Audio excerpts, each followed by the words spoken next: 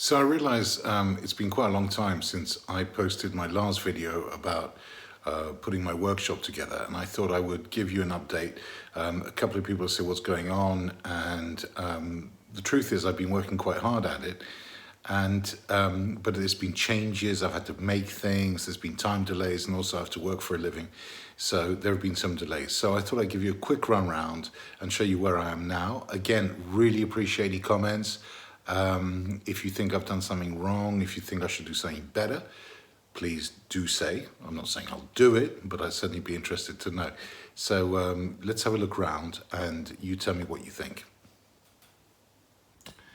So the first thing I've done is, you may remember that over here was a massive workbench that took up half the room, and what I've done is that I've shrunk it. I put it in the wash and it's come out about this size. And it actually has given me a lot of freedom because I've got some woodworking stuff here that I can use. I haven't decided yet which part of the workshop this is going to be, whether it's going to be just woodwork or something else. I also managed to find this fantastic load of galvanized steel, which cost me very, very little. And I'm thinking about maybe covering this bench with the steel, but that will again change the direction of the workshop.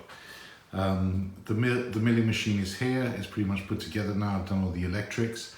The lathe is over there, and here I have put a big wood panel to protect the original 18th century wood paneling of this room.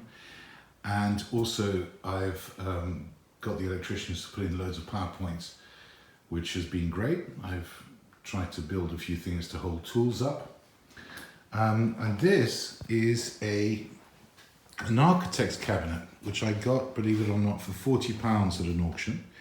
I put the top of my old workbench on top of it. It was sort of really solid aluminium covered or aluminium topped workbench to protect it. And then all the drawers, of course, because they're designed to hold architectural plans, I've reinforced massively with plywood to make them strong enough to hold all the things I need.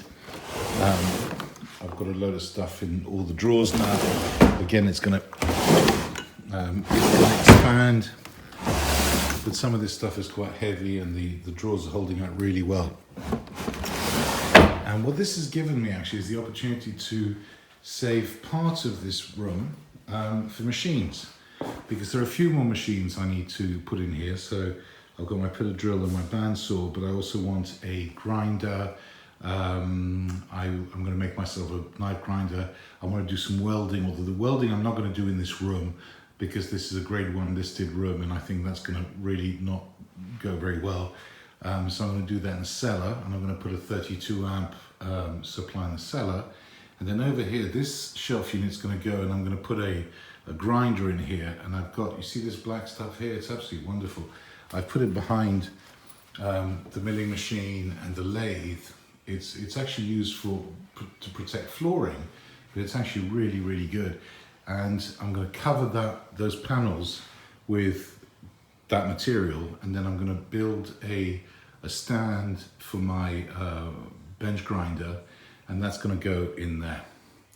So that's where we are at the moment. I don't know if last time you saw that I'd covered the floor in a piece of scrap carpet that the carpenters left behind. That won't go on forever, but anyway, that's where we are. So this is sort of up-to-date point of where I am now with my workshop. There's still a lot of work to do, and I'm sorry it's such a mess. I really wasn't going to do this until it was kind of in order, and then a couple of people I know said to me, come on, no one will believe it if it's tidy, so I just thought I'd do it. And again, any comments, great, please let me know what you think. Thanks for watching.